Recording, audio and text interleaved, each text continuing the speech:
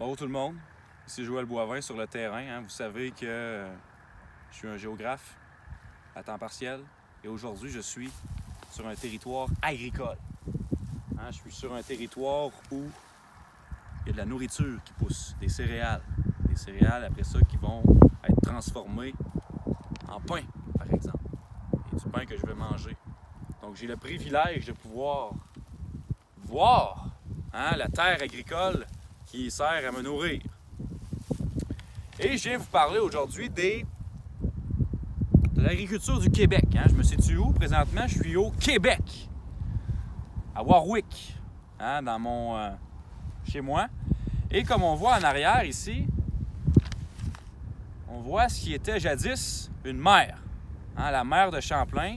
Et aujourd'hui, c'est les basses terres du Saint-Laurent. C'est un territoire qui est super plat. Ça part de Warwick et ça va jusqu'aux montagnes de Shawinigan, de l'autre côté du fleuve Saint-Laurent. Ça va jusqu'au bouclier canadien. Donc ici, c'est super plat parce qu'il y avait la mer de Champlain et quand elle a fondu, quand elle s'est jetée dans le fleuve et qu'elle est partie, la mer de Champlain, elle a fait en sorte que le sol était super plat en faisant de l'érosion. Fait qu'il n'y a plus de collines, c'est super plat. Puis en plus, elle a laissé plein de sédiments fertiles qui font en sorte que les basses terres du Saint-Laurent sont des terres super fertiles et super plates. Fait que c'est surtout dans cette région-là qu'on va retrouver les terres agricoles du Québec. Il y a seulement 2% de tout le Québec qui sont des terres agricoles, mais elles sont surtout situées dans les basses terres du Saint-Laurent. De l'autre côté ici, on voit les Appalaches. On a le fameux Mont Gleason, qu'on voit juste ici en zoomant, merci. Donc, le Mont Gleason fait partie des Appalaches. Les Appalaches ont tout le temps été à la surface de la Terre. Quand il y a eu la mer de Champlain ne s'est pas rendue jusque-là. Et ça fait en sorte que c'est resté des montagnes. Il n'y a pas eu d'érosion et le sol est resté comme il était. Et ça fait aussi en sorte que le sol est moins fertile dans les Appalaches. Donc, c'est surtout dans les basses terres du Saint-Laurent qu'il va y avoir la terre agricole. Donc, comme je disais, ici, on était, imaginez-vous, ici, au lieu d'être une grande plaine plate, c'était une mer. Ils ont trouvé des ossements de baleines à Develiouville. Pourquoi? Parce qu'avant, à Develiouville, c'était sous l'eau. Donc, essayez de vous imaginer ici, sur le bord de l'eau, en train de promener sur la plage, profiter du soleil. C'est ce que les Iroquois faisaient il y a 12 000 ans au Québec. Évidemment, le territoire agricole du Québec, c'est un territoire qui est marqué par des cultures de céréales. On a des céréales comme le maïs et le soya qui, à eux seuls, représentent 38% des terres agricoles, 38% des céréales. Donc, ces deux céréales-là sont très, très importantes dans l'agriculture du Québec.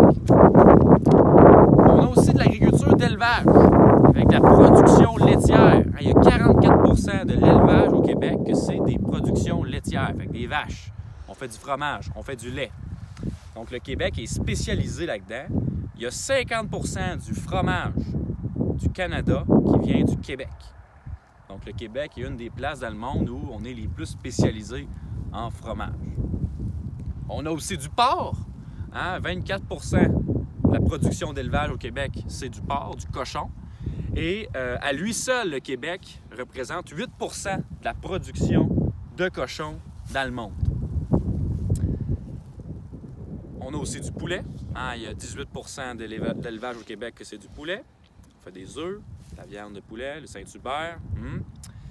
Et c'est ça qui caractérise pas mal l'agriculture au Québec. Il y a aussi un élément important que je veux vous parler, c'est qu'on a une agriculture qui est intensive. On a de grandes fermes avec de grands territoires, beaucoup d'hectares, et ces fermes-là ont une grosse machinerie. Ils ont de la main-d'œuvre et sont super spécialisés. Et ils vont utiliser beaucoup des pesticides.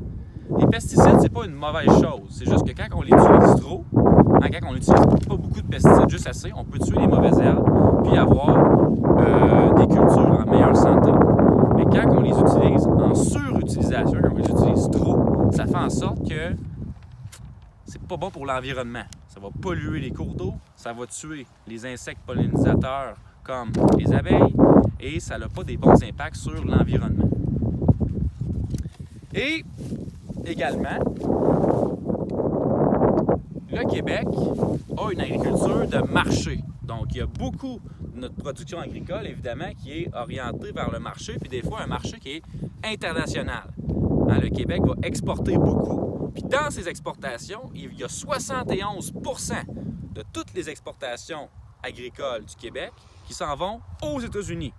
Donc, notre partenaire commercial principal, c'est les États-Unis. Évidemment, quand vous allez au supermarché, à l'épicerie, vous allez trouver plein de trucs, des ananas, des clémentines, plein d'aliments qui ne poussent pas au Québec. Donc, le Québec ne fait pas juste exporter des aliments comme du sirop d'érable, du fromage et ainsi de suite. Il importe des aliments de partout dans le monde. C'est ce dont je voulais vous parler. Pour le restant du cours, vous allez avoir la chance de pouvoir écouter un documentaire qui parle de l'importance pour le Québec d'avoir une agriculture qui est axée sur le Québec, hein, de produire des aliments pour les Québécois et ne pas dépendre de l'étranger. Hein, on a remarqué avec la COVID-19 qu'il y a beaucoup de pénurie d'aliments dans les épiceries. Bien, la question que le documentaire tente de répondre, c'est comment est-ce qu'on peut faire pour faire en sorte que le Québec ne soit pas dépendant des autres pays en termes de nourriture. Puis en plus, le fait de consommer de la nourriture locale, ça a un impact positif sur l'environnement. Parce que si tu manges des pommes du Québec au lieu de manger des pommes du nord des États-Unis, bien c'est des pommes qui n'ont pas fait 1000 km d'auto pour se rendre jusqu'à l'épicerie. Donc, c'est des pommes qui sont meilleures pour l'environnement. Ils ont moins pollué. Puis en plus, quand tu achètes local, ça contribue à l'économie locale. C'est bien mieux d'encourager le petit cultivateur du coin que le gros cultivateur dans le sud des États-Unis. Donc, c'est là-dessus que je vous laisse. Je vous souhaite un bon documentaire et on se rejoint la prochaine fois pour une autre expédition de géographie.